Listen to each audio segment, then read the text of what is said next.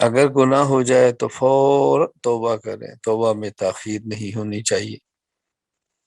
معصوم ذات صرف نبی کی ہوتی ہے، حضور اکرم صلی اللہ علیہ وسلم خاتم المعصومین ہے، لیکن متقی تو ہر ایمان والا بن سکتا ہے، متقی تو ہر ایمان والا بن سکتا ہے۔ جو شخص گناہ نہیں کرتا وہ بھی متقی ہے، اور جو گناہ کر کے توبہ کر لے، اپنے گناہ کو معاف کرا لے، وہ بھی متقی ہے۔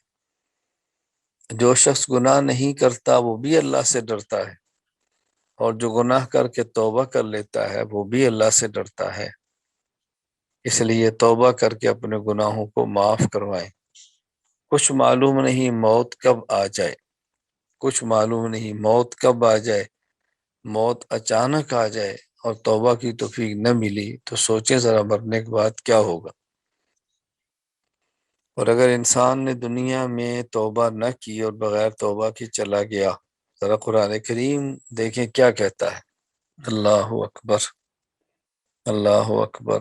پھر انسان کہتا ہے رب ارجعون، اے اللہ واپس لوٹا دے، اے اللہ واپس لوٹا دے، اے اللہ واپس لوٹا دے، لعلی اعمل صالحا فیما ترکت، جو نیک اعمال میں نہیں کر سکا اب میں کر لوں، مجھے دنیا میں بھیج دے۔ اللہ فرماتے ہیں کلا، ہرگز نہیں، اب تم دنیا میں نہیں جا سکتے، واپس آنے کا دنیا میں کوئی چانس نہیں ہے۔ اس لیے اس مختصر سی زندگی کو نہایت ہی قیمتی بنانا چاہیے، اپنے آپ کو نیک اعمال میں لگانا ہے اور خود کو گناہوں سے بچانا ہے۔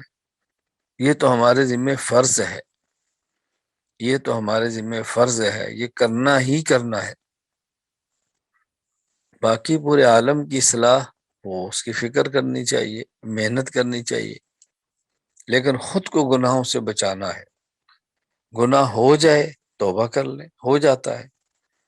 کسی کو گناہ کرتا دیکھ لیں، اللہ اکبر، اس کے گناہ پہ پردہ ڈال دیں، چھپا لیں۔ ستر عیوب بہت بڑی نعمت ہے۔ رسول اکرم صلی اللہ علیہ وسلم ارشاد فرماتے ہیں کہ جو شخص دنیا میں کسی کے عیب پر پردہ ڈالتا ہے، اللہ قیامت کے دن اس کے عیوب پہ پردہ ڈال دیں گے۔ کبھی بھی کسی کے عیب کا پردہ نہ اٹھائیں، پردہ ڈالنے کی کوشش کریں، عیوب پہ چادر ڈالیں۔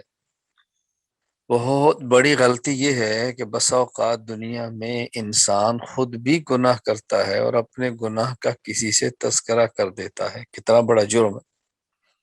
اللہ تعالیٰ نے اس گناہ پہ چادر ڈال دی ستاری کی، اور ہم نے خود ہی اس چادر کو پھاڑ دیا، خود ہی بتا دیا، کتنا بڑا جرم کیا۔ ایک ہوتا ہے گناہ ہو گیا اور اپنے شیخ کو بتانا، مقصد کیا ہے کہ میرا گناہ چھوٹ کیسے جائے، آئندہ میں اس گناہ سے بچ کیسے جاؤں، یہ تو جائز ہے، بتانا چاہیے۔